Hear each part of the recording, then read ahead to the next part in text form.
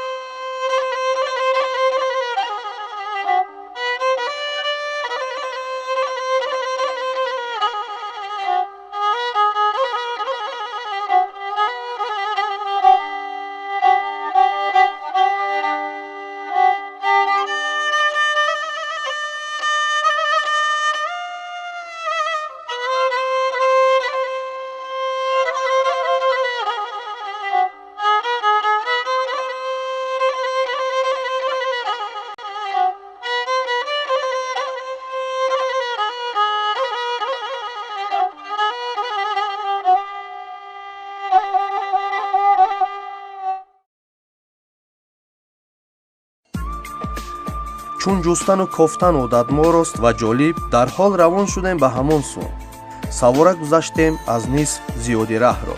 баъзан қадқади дарё, лаблаби ҷӯ, дар болои адиру тортори кӯҳ моро кайфаре аҷаб таҳсис шуда ки аз манзараҳои зебо, кӯҳҳои осмоншикофу дарёи кабуду боди форами дилкаш ва ғайрати кӯдакони тоҷик ки аз тири тези офтоб оби вахшро ба худ сипар мекарданду ҳамзамон сарзер ба об ки аз тасфии хуршед салқин бигарданд. ҳеҷ сер намешудем, балки сероб. ҳадаф ва нишони асосии мо маркази ёдгориҳои таърихии ин мавзеъ, маҳаллаи Кангуртут ва ё чӣ тавре онро бошандагони маҳалли мазкур унвон мекунанд, Қунғуртут буд. ин ёдгорӣ як нисбат дигар ёдгориҳои асри биринҷи Осиёи марказӣ як чанд хусусиятҳои хоси фарқкунандаи худро дорад ки ин ёдгориро хеле машҳур мегардонад ва пеш аз ҳама ин хусусият якумаш ҳамин буд ки гарчанде ки ёдгорӣ ҳамагӣ 1 гектарро ташкил кунад, он худи масалан мегӯем ҳамчун як маскунгоҳи одамони ибтидоӣ ва ҳамчунин қабристони ин ёдгорӣ кашф шуд дар наздикии он ва ҳамчунин муайян карда шуд ки дар ҳақиқат ин ёдгорӣ давоми ҳамон асри санги гӯем ки маданияти ҳисор мебошад ки одамони яъне ки аз дигар ҷо омада не бевосита аз асри нави сангин якбора оҳиста дар ин ҷо ба давраи асри биринҷ гузаштанд. яъне ки ин ташаккулёбии аввалин гӯем ки қавмҳои орионӣ дар ҳудуди худи масалан мегӯем сарзамини моро нишон медиҳад. дар маҷмӯъ чизҳоеро мо дидему ва чизҳое ки моро бархурд кард, матлаб оне ки рӯи навор бигирему баҳри шумо бинандаи азиз пешкаш кунем.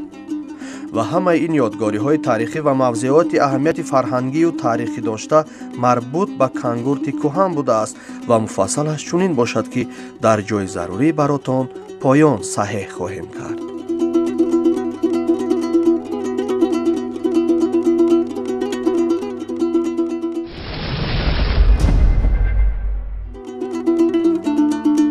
Кангурт мавзеъест дар ҷануби Тоҷикистон.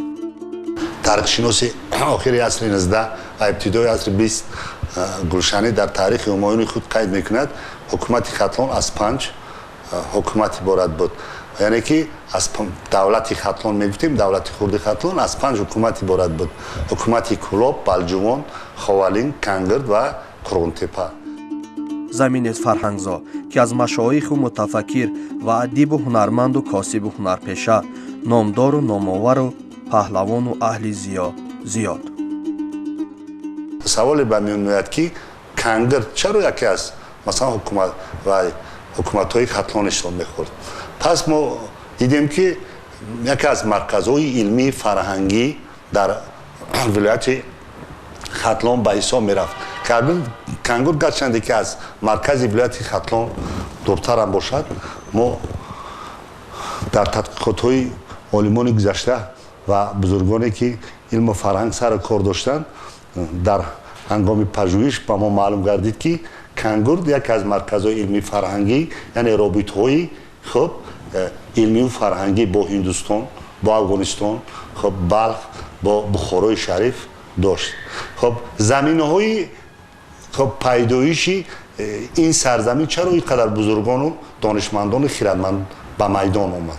سوال به میون میآید از این لحاظ که مردم اینجا بی‌واسطه مثلا با سوداگری تجارتی مشغول بودند و در هنگامی سفر کردن به این آن شهر، البته وقتی که به یک شهری که میروی که در آنجا فرهنگ و مدنیتش پیش رفته است بی‌واسطه مردم دیگر رو به خود جلب کرده همراه میبردند و البته تاثیر میرسوند.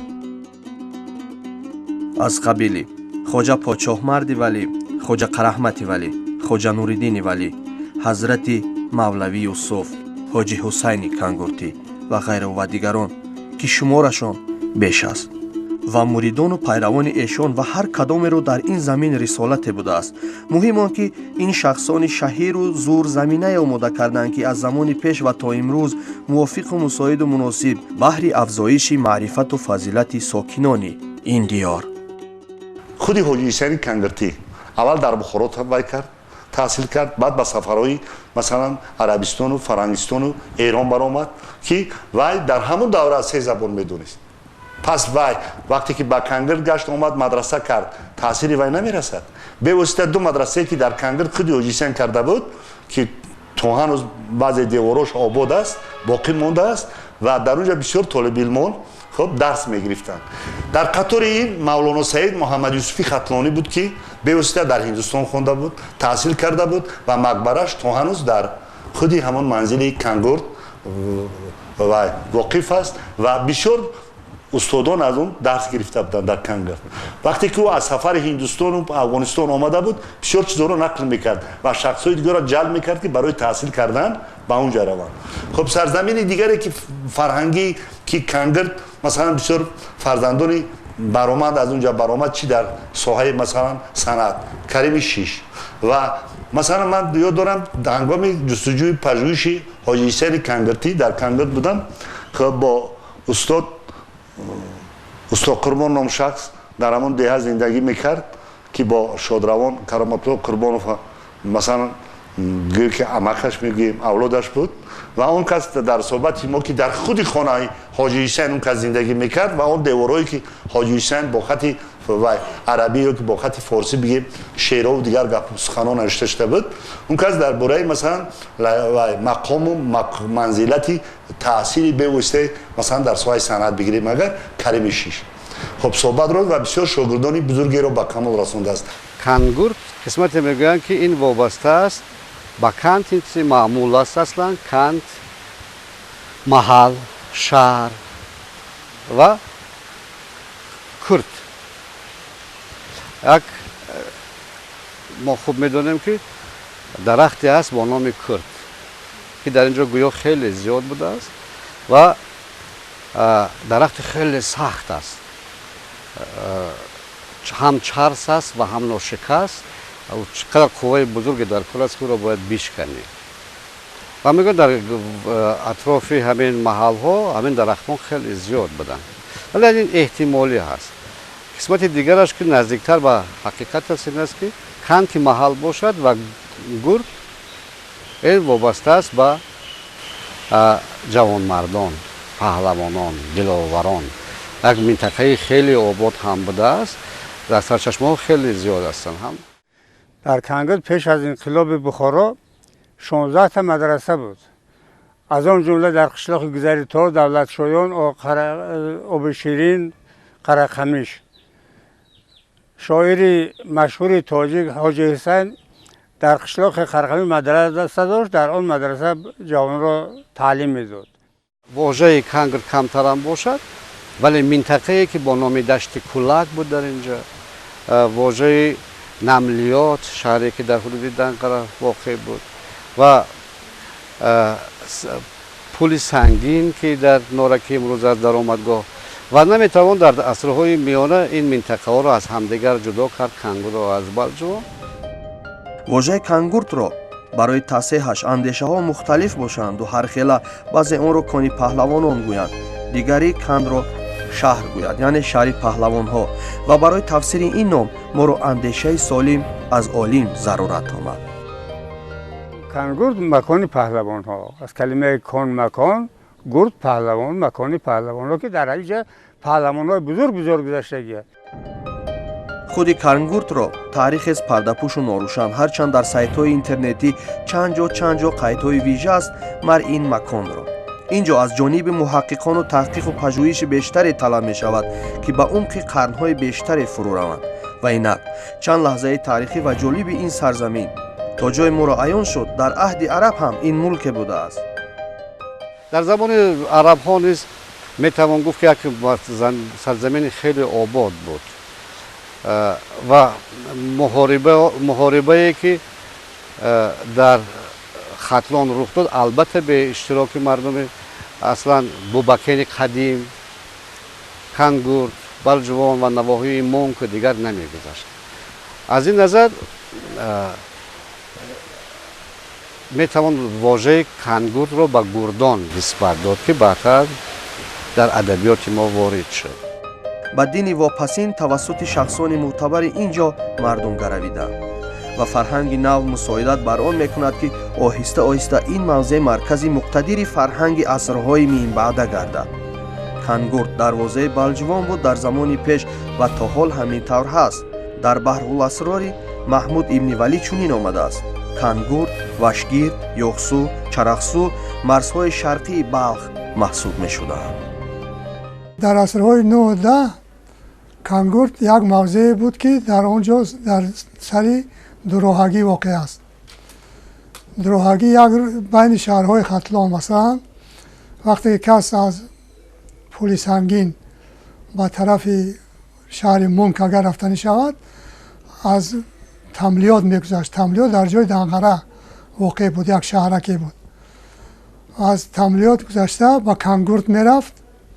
در کنگورت دو راه بود، یک راه به هولبوک به طرف شمال به طرف شرق و یک راه به طرف بلجوان طرف شهر مونک، کلانترین شهر ختلان میرفت. یعنی که کس از کنگورت به دو راه میرفت، یک راه به هولبوک به شرق و یک راه به شمال به شهر کلانترین ختلان از راه بلجوان به مونک رفته میرسید. و یعنی که پیدا شدن شهرک کنگورت یک ضرورت تاریخی بود، شهری سری راه. منطقه اصلا بزرگترینی که در این دوران بود بلجوان بود و در این منطقه در زمان تیمور میرکه شاهیگری میکرد که میرکش نیز میگویند و بعدتر بعد از میرک و سر تخت شاه بهرام آمد. در باب این نفرها معلومات هر گونه است. به هر صورت فقط اندیشه همین است که آنها مبارزه آزادیخوانه زیاد داشتند و حتی هم میرکه و هم میرک و هم شاه بهرام مقابل تیمور خیلی مقاومت کردند که بعدتر با آنها خواجه ایساق ختلانی نیز یورش اسیان خواجه ایساق ختلانی نیز به اینها پیوست. ҳамин аст ки дар асри 13 ҳини тохтутози муғул агар мавзеъҳои гирду атроф ба осонӣ ба лашкари муғул таслим шуданд, дар таърихи Рашидаддин омада ки аҳолии кангурт то ба вопасин лаҳзаву нафас муқовимати шадид нишон медиҳанд ва ҳама гуна гуфтугӯро оид ба таслимшавӣ тардид мекунанд, хоҳ мард, хоҳ зан. дар асари мазкур аз корнамоӣ ва шуҷоати мардуми ғаюри ин мулк муаллиф бо нигоҳи нек ва ҳайрати ҳайрони худ нақл мекунад. Сабаби дигар ин ки агар дарвозаи балҷумон кангурт бошад, чӣ гуна метавон онро бидуни мубориза роҳат дод? дар сарчашмаҳои хаттӣ маълумоти ягона дар китоби ҷаҳонкушои ҷувайнӣ атомалики ҷувайнӣ вомехӯрад.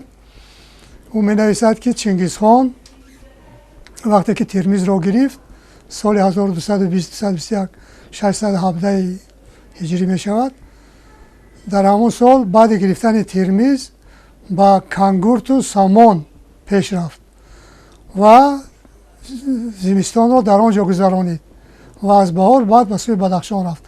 лекин мегӯяд ки дар кангурт бо кандану тохтану куштан ҳамаро пок кард. Муқовимат нишон доданд. Агар муқовимат нишон намедоданд, дар китоб сабт намешуд. Ва ҳамон муқобилати мардуми ҳамон аввал Тирмиз ва баъд кангурт буд ки ҷувайнӣ, атомалики ҷувайнӣ дар китоби худ ин ҳодисаро қайд кардааст. боз ҳам дар баҳрул асрор Маҳмуд ибни Валӣ овардааст ки дар асри 17 кангурт ҳамчун маркази балҷумон эътироф гардидааст, чун дар марказ ки воқеъ аст, рӯзҳои ҷумъа ва шанбе бозори калон барпо мешудааст ки бадин сон маркази савдо дар Осиёи Миёна кам будааст. нишонаҳо аз рукнҳои шаҳрдорӣ дида мешаванд. Аз чанд тараф дарвоза, кӯҳ ва талу теппаҳо вазифаи девори дифоиро иҷро мекунанд. бек дар балҷувон менишаст. амлокдорхона буд кангурт. аз ин ҷо андозаро ҷамъ карда буд дар амороти дар балҷувон месупурданд. Домло Яқуб пешо ва надими аввалини Акрамбой буд. Акрамбой ҳамун беки балҷувон. Домло Абдусамӣ аз қишлоқи давлатшоҳиён сардори амлокдорхонаи балҷувон буд. балҷувонро итоат мекард. чун гузари мо ба гузари тор биафтод, омадем ба қалъаи кӯҳна ки ҳамин ҷост. нишонаи аз ин қалъаҳо нест. то замони инқилоб тахриб шуда. ҳоло бошад дар ҷои онҳо хонаҳои истиқоматӣ бунёд гардиданд. ине ки октябр дар ин ҷо пирӯз мешавад, аҳолии ин ҷо хеле афзуда буд. биноҳои маъмурии ин минтақа, бозору дуконҳои савдогарӣ ва боз чандин омили дигарро дида ҳукумати шӯро худи ҳамон солҳо кангуртро ноҳия эълон мекунад.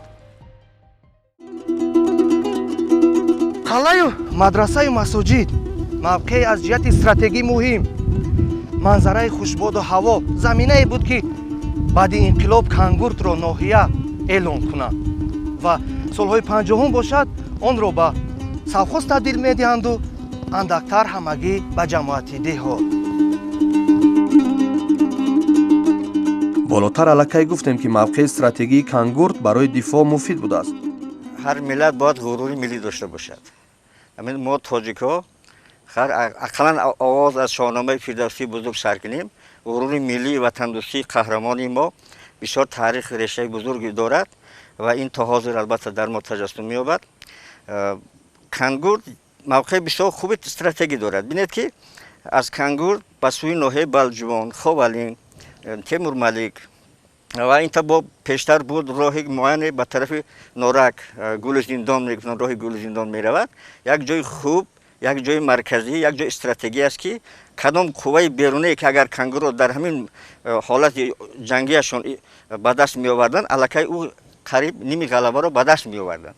барои ҳам бисёр душманон, бисёр қувваҳои муайяне, мисол беруне ки ҳамчун душман мо онро акнун вақт эътироф мекардем ё ки ҳозир ҳам эътироф мекунем, онҳо омада дар кангур шикаст мехӯрданд. ҳамин як мавқеи хуби стратегиш ҳамин боиси шикасти душман мешуд. ва дуюмаш гуфтам, ғаюр мардуми кангур бисёр ғаюр ва тандуруст аст. албатта ман маҳалгаро нестам, лекин мо дар симои кангур, дар симои мисол дигар маҳали ҷумҳурӣ мо симои ҷумҳуриро эҳсос мекунем.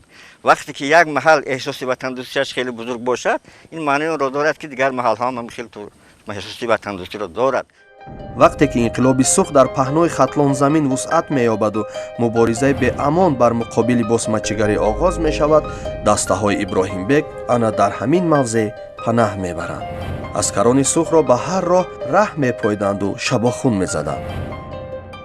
аслан мардуми ҳамин мавзеи фарз кардем кангурдо балҷубон буданд.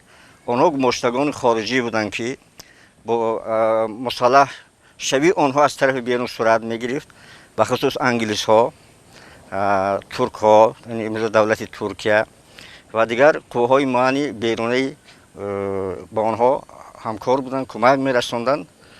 вақте ки сухан дар бораи ҳаракати озодихӣ меравад, вақте ки аз берун қувваҳои мушаххасе ки онҳоро таъмин мекунанд, ҳеҷ вақт мо онро шахсан ман таърих омӯзгоритонро ҳаракати озодихоҳ эътироф намекунам, чунки ҳаракати озодихоҳ қувваҳои муборизаи мардум аст, муборизаи дохили мардум аст ки баҳри озодии истиқлолияти худ бо як мақсади муайян муборизаи хешро оғоз мекунад ва ба анҷом мерасонад. ман имрӯз давлати мо ҷумҳурии Тоҷикистон ҳамун давлате ки мардуми мо дар вақташ орзу мекард, ҳамун давлат аст ва ин давлати бисёр муқаддасе ки орзуи омури чанди насраи тоҷикон буд ба вуҷуд омад. мо шукронаи давлат мекунем. ана инҷоро даҳани анҷир гӯянд. муҷиб чист ки инҷо ниҳоли анҷир беҳад зиёд мерӯяд, касе огаҳ аз ин нест. лекин барои мавқеъгирӣ макони мувофиқ аст, чаро ки даҳани дара дар инҷо танг мегардад ва агар аз боло аду ҳамла орад, аз 100 ҷон касеро як ҷонаш обод нахоҳад монд. дар ҳудуди минтақаи Кӯлоб бахусус дар мавзеи кангурд як тадқиқоти мушаххаса талаб мекунад, вале ба ҳар ҳол чӣ хеле ки аз маълумотҳои таърихӣ мо баъзан бархурдор ҳастем. дар давроне ки амир Олимхон сарнагун гардид ва амалиётҳои ҷангӣ бо ном босмачиён хеле густурда гашт дар минтақаи Кӯлоб, аз ҷумла гурӯҳҳои муайяни босмачиёне ҳам буданд ки баъди фишор овардан аз тарафи армияи сурх онҳо макони хешро пайдо карданд дар Кангурд ва албатта дар марказ не, дар баъзе мавзеъҳои кӯҳӣ ки мо паноҳгоҳ мегӯем онҳо панаҳ меёфтанд. ва албатта гурӯҳҳои хеле маҳдуд ҳам буданд, лекин ба ҳар ҳол онҳо муқобилат нишон медоданд. хай таърих гувоҳ аст ки аскарони шӯравии мо албатта бо дастгирии қувваҳои муайяни дохилии мардум аз ҷумла тавонистанд ки то соли 1920 аз ҳудуди Кангурд тамом он қувваҳое ки чӣ хеле ки имрӯз талаффуз меёбад ҳамчун босмачи онҳоро мо ифода мекунем берун карда шуданд то ба мавзеи Қизилмазор, имрӯза маркази ноҳияи Тимурмалик шаҳраки Совет ва сипас ба дигар мавзеъҳои минтақаи Кӯлоб онҳо аз ин ҳудуд хориҷ карда шуданд ва бо ҳамин дар то соли охири солҳои 20 оғоз карда аллакай ҳудуди Кангурд аз қувваҳои муттаҳиди босмачиён тоза карда шуда буд. роҳбалад моро боз ба ҷои нодиртаре бурд. роҳҳои тӯлонии пурпечутоб, гаҳе барфарозу гаҳе барнишеб, баъзан каҷукилеб ва ҳам манзараи дилфиреб ва ҳавои салқин дар чилаи тобистон моро якбора мафтун мекарду мутаҳайир. чӣ асрорес аз босмачиҳо ва чӣ мағзанес ниҳон тапиши дил ва ларзаи пои моро мефузуд. шаршараи дарёча, хониши паррандагон, ҳад задан мумкин аст ки солҳои 20 чӣ гунае ки бадин оҳангу наво садо медод ҳамон аст. ҳеҷ тағйир наёфта. бӯи муаттари ҳазор намуд алафу гиёҳи кӯҳӣ чун ба машом мерасад касро масту мадҳуш мекунад. аз ҳайати эҷодӣ касеро парвои хастагӣ набуд, чаро ки хоҳиши дидани паноҳгоҳ эшонро мағлуб карда. ва инак расидем ба даҳани ғор. чунон чуқур аст ки ба як дидан касро намеёрист расидан ба даҳани ғор аз ҳарос. як бало карда поин шудем. дар натиҷаи фаромадани селу ярч он хеле маҳдуд шудааст. лекин ҳавову ҳаваси дидани даруни ғор моро тела кард ба дохили он. хуб, ин ғорҳо се роҳи даромад ва ё баромад доранд ва ин яке аз он роҳҳо мебошад. як роҳи дигараш аллакай баста шудааст ва як роҳи дигараш кушодааст ва аммо ҳоло ягон нафаре аз ин тараф даромада, аз он тараф набаромадааст. ҳадс мезананд ки дар ин ҷо замони босиматчигарӣ ҳамин дар ҳамин чунин ғорҳо босиматчиҳо панаҳ мебурданд вақте ки онҳоро ҳукумати шӯравӣ таъқиб мекард ва мо ҳам як кӯшиш мекунем ки ба ҳамон ғор равем то чанд метр мебинем. чун дарунтар равон шудем ғори тангу торик кушодтар шуд, лек рӯшан нашуд. ривояту рӯё баромон ба ҳақиқат табдил ёфтанд. роҳат се аспакӣ метавонанд дар ин ҷо якбора савора раҳ раванд, шубҳа нест. саҳеҳ паноҳгоҳи босмачиён будааст, балки он маҳсули дасти одамӣ нест. табиат таҷрибаи фарҳодро дар шакли олиш амалӣ карда. ҳар ҷо дар танаи деворҳои он ҳар хел хату тасвирест моро номаълум. бештар гом гузоштем. таҷҳизоти вижа ва зарурӣ ки моро дар даст набуд баргаштем. дурусти кор он аст ки ин ғор ба сони оҳу нест ва яке аз деҳаи дуйбоз ва дигаре то қутурбулоқ нарафта мебарояд.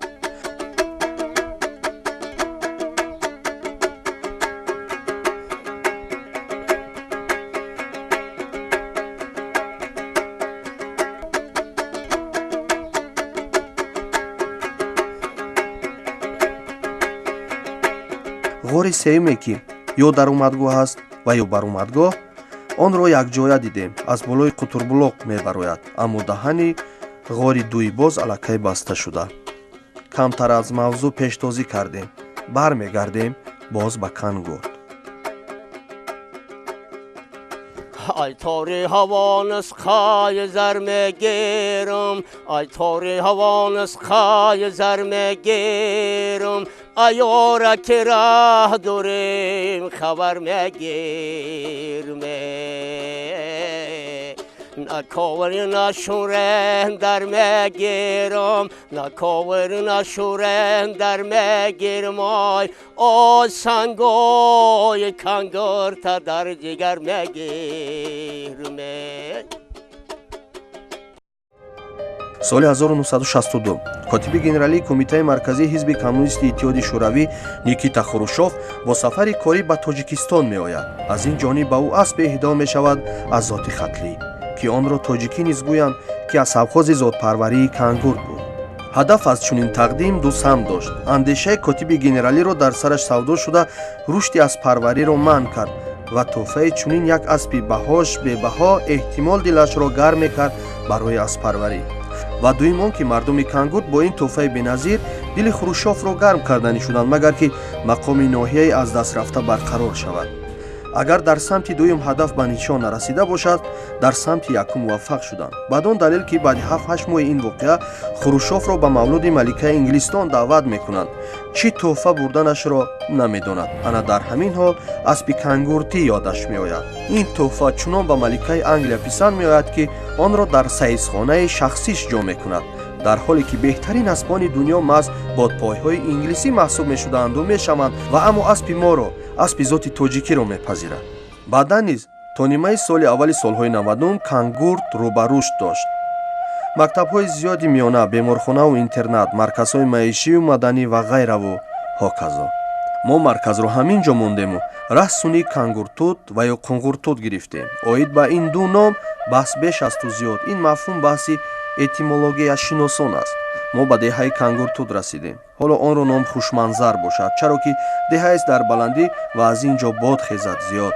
дар дили тобистон ҳамин ҷо нисбатан салқин асту форам, деҳаи обод асту сарсабз ва хурам низ.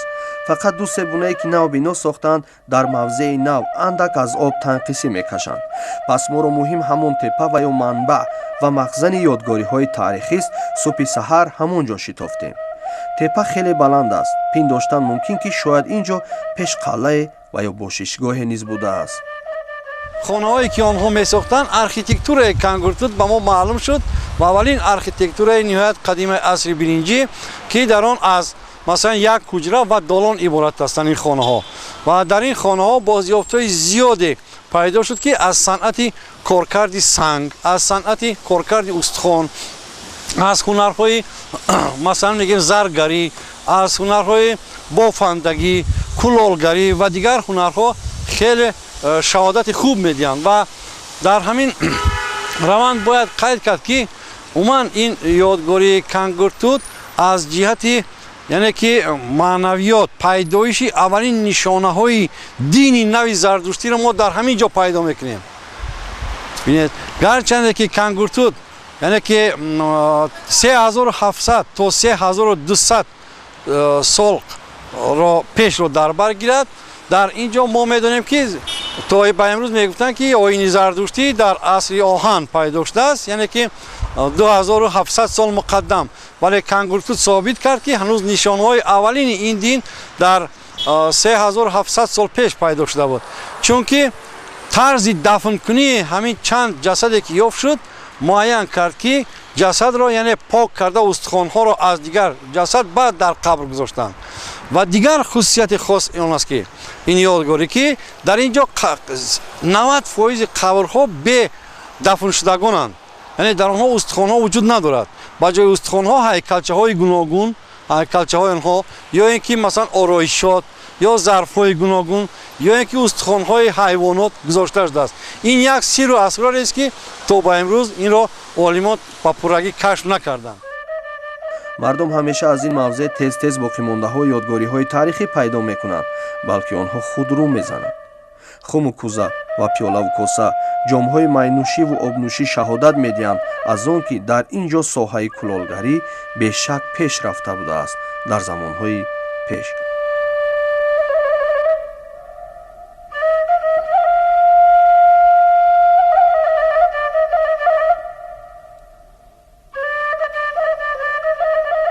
خاکی کانگورتوت برای آماده کردن خونپزی، برای آماده کردن خون بسیار مساعد بوده است. حدس میزنند که در زیر آن همین بلندی شاید خلای نهان باشد، چرا که بعضی دریافت یادگاری های تاریخی از عصر برنجی درک میدهند. و باز برمیگردیم سری خون. عجیبش آن است که در اینجا آتشدانی نیست و خون رو باشد توسط گرمی آفتاب میپختند و آماده میکردند.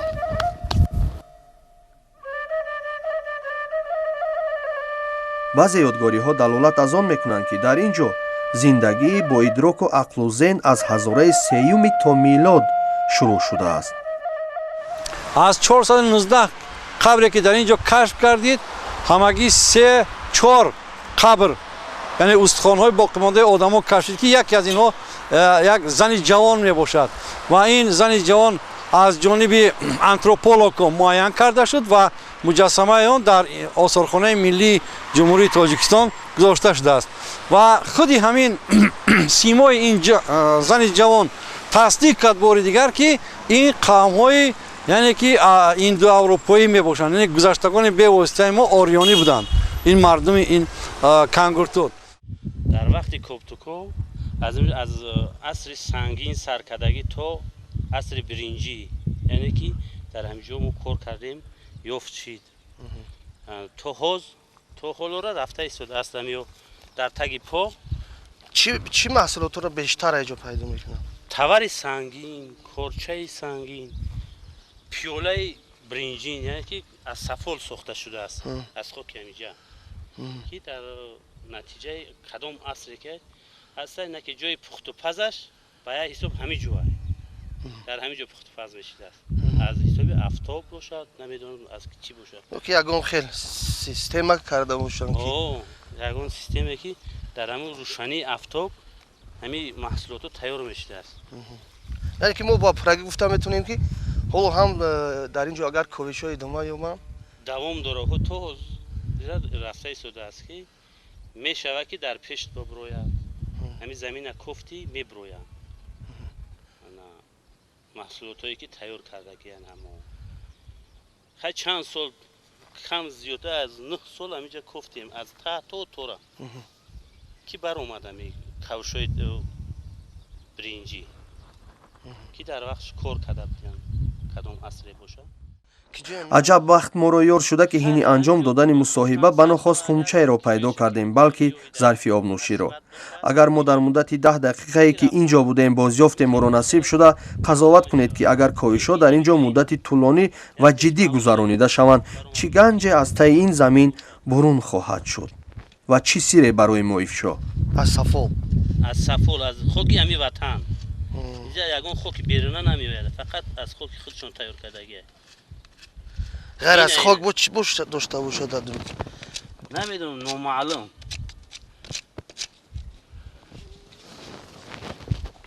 این همین خیلی میکنه که اوزار باید نشکند ки худаш зарб бурдаги боша. عارفی اینا برده با مظفر عزیز هدیه میکنیم ده حتما یک چی خون باشد مایدک یک نمکگیرک باشد намагирак ё ки шаробнӯшӣ آه. дар вақти шароб менӯшиданд.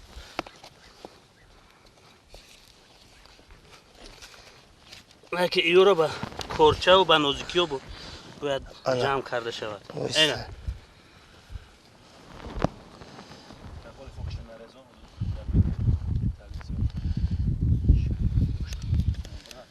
ба чӯб тоза мекунӣ бе оста банша мегири аввал мехелӣ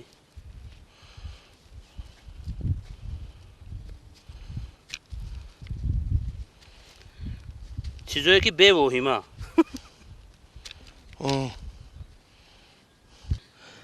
анами асос дар мавзӯе ки чӣ қадар ба нозикиё тайёр мешавад.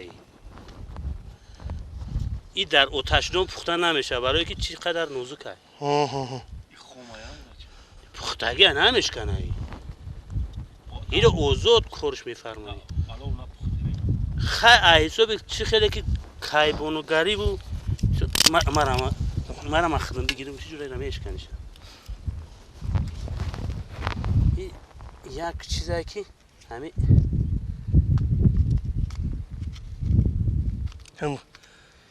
аҷоибиш ин ки беҳад сабук сабукай ира даста бибин и дар даст рафтагӣ неста ёхе ягон вайдам дастгоҳ да бояд дастгоҳ ина куш ҳастай ҷои дастгоҳ ҳаст ки ҷои дастгоҳ места ҳамира дар як чилик тахмина кардагиан ки як чилик айҷа дар як чилик ҷо мешавад тайёр карданаш. ҳами беруни ҳами ба монанди чилик аст. агар ба шарте ки чӣ кунӣ аз даруну берун ба як мавзӯъ и дастам ҷо мегирад дасти калонам маъидаам инами ҳами хел инемҷаи даст ҳами хел мебани ё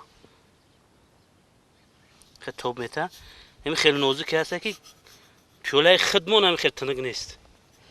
ҳам тинук бо ҳам рут рӯшд ба як хел ягон вай надорад каҷалагӣ надорад. ҳа як тӯҳфа аз хушманзар мегӯем.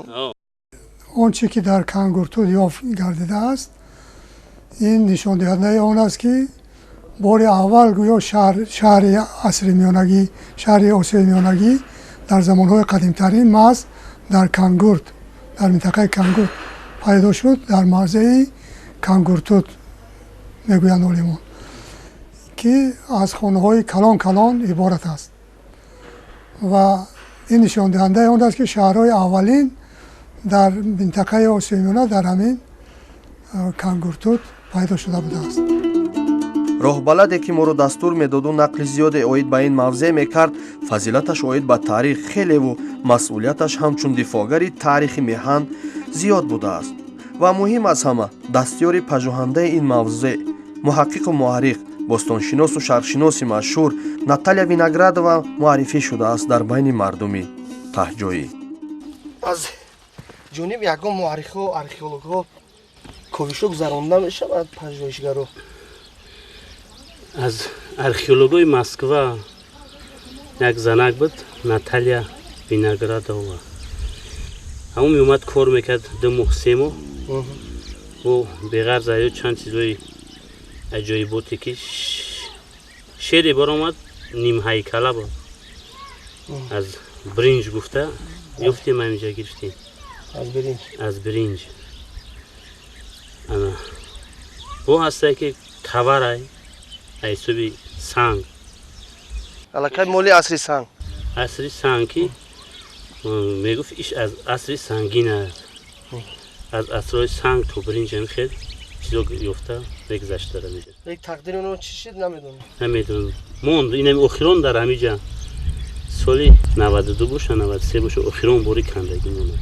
доир ба кангуртуд дар шаҳри Москов аз ҷониби Виноградова, Ранов ва Филимонова як китобе таҳия карда шуд ки дар инҷо ба пуррагӣ доир ба таърихи ин кангуртут мо маълумоти мусофасал ёфта метавонем бо ҳама гуна бозёфтҳо ва бо ҳама гуна дастовардҳое ки аз инҷо кашф шуданд. агар бостоншиносони худи мо дар ин ҷо ковишҳо мегузаронданд аз таъриху фарҳанги миллати тоҷик бидуни шак иттилооти бештаре мегирифтем, албатта бо ҷалби хонандагони макотиби гирду атрофи ин мавзеъ.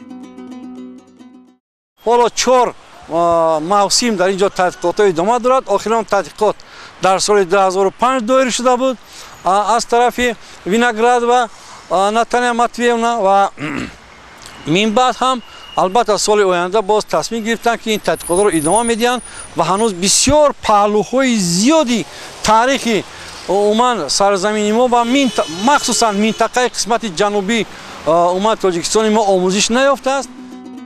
мо дар як ҷо мутаваққиф нашудем. шунидем ки болотар аз ин ҷо даруни дараи чашмаест мӯъҷиза ва чандин дарду иллатро шифобахшандае. ҳарчанд то даҳани дари дара ҷодаи мошингардест, мо афзалиятро ба ду пои худ додем то аз манзараҳои зебо фориғ намонем. воқеан чӣ қадр мо болотар мерафтем, ҳамон қадр кабудиву алафу гиёҳҳои сабзи муаттару ҳазор намуд ба чашми мо бархӯрд мекард. зироҳи мошин то манзили мурод беш аз 3 километр будааст. чӣ қадре ки рӯболо мешудем, ҳамон қадар мафтуни ин табиат. моро сафар ба рӯзи чаҳоршанбе иттифоқ афтод, маз ҳамон рӯзе ки ба нияти шифо корвони ба умедон ин ҷо оянд. ана якумин чизе ки моро дар ҳайрат гузошт. ба пайкари ин дарахти тут зеҳн монед. ту гӯӣ ки обистан аст, зинру номи он мувофиқ ба баданаш будааст. тути ҳомила.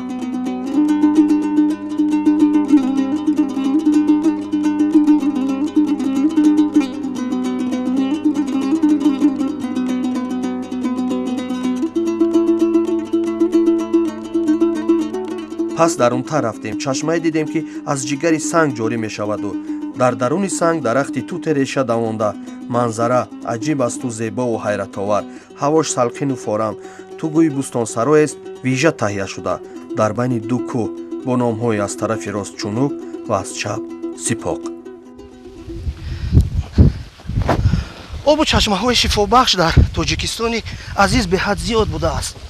яке аз чунин нӯшдоруҳо ан ҳамин чашмаи қутурблоқ мебошад. қутур яъне дар шева ин мансуб ба бемориҳои пӯст аст, яъне бемориҳои шукуфа, хоришак, озах ва дигар бемориҳо аз ҳамин об шифо меёбанд.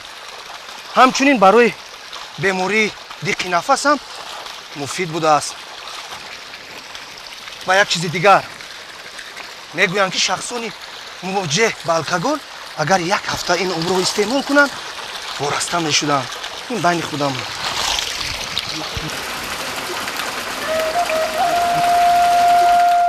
мо чун ба маризон суҳбат кардем, воқеан тасдиқ карданд ки баъди 1 ё 2 ба истилоҳ курси табобатӣ шифо ёфтанду аз маризӣ вораста.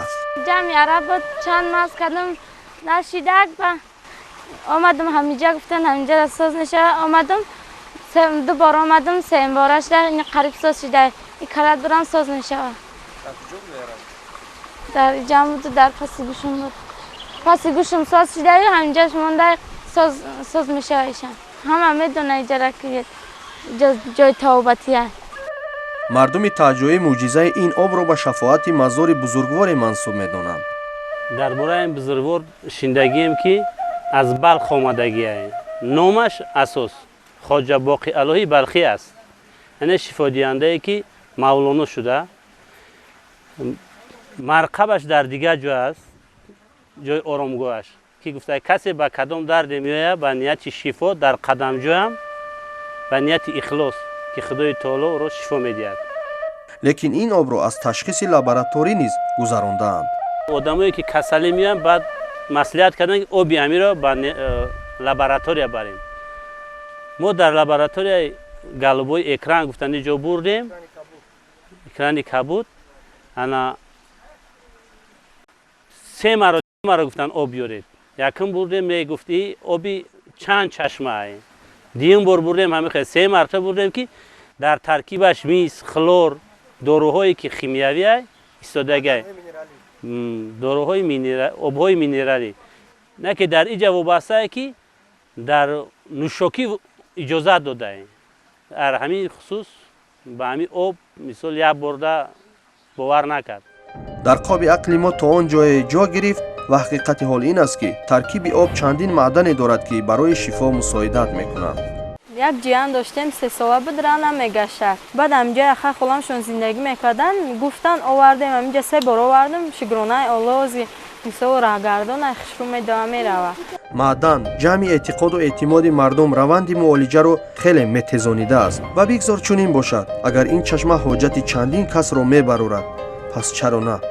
муъҷизотош дар ҳамин ҷое ки аз даруни санг об баромада ё ки дар болои санг дарахти сабз аст ки реша дар берун ё ки аз тор ҳамин қадар сел меояд намедонем дар фасли баҳор ба ҳамин ҷа сангпоро меояд обаш нест. аз ҳисоби муъҷизотш ки намедонем об ба куҷо меравад. асл борон боридестай на ки сел нест.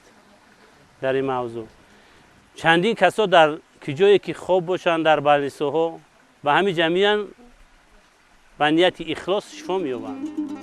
мутаассифем ки мо бо муҷиби танг будани фурсат натавонистем ин ҷо бештар бимонем. ҳарчанд мутмаинем ки 2-3 рӯз дар ин ҷо будан куфти кори яксоларо ҳатман мебарорад. тоҷикистони азизро муъҷизаву ёдгорӣ хеле беш аст ки мо ҳоло сеяки онро надидаем. барои бозёфти нав шитофтем ба телевизиони сафина ки ин барномаро ҳарчи оҷилан таҳия кунем ва аз ақиби кашфиётҳои ҷадид бишавем ки шароит ва сулҳу суботу осмони соф ҳамчунин масъулияту ифтихори ватандорӣ моро илҳом тавлид мекунаду барои халқу қавмҳои гетӣ муаррифии ин кӯҳандёр ки рӯз ба рӯз перҳани нав бо дизайни муосир мепӯшад ва таконе барои таҳияи барномаҳои тоза ба тоза ва нав ба нав мешавад.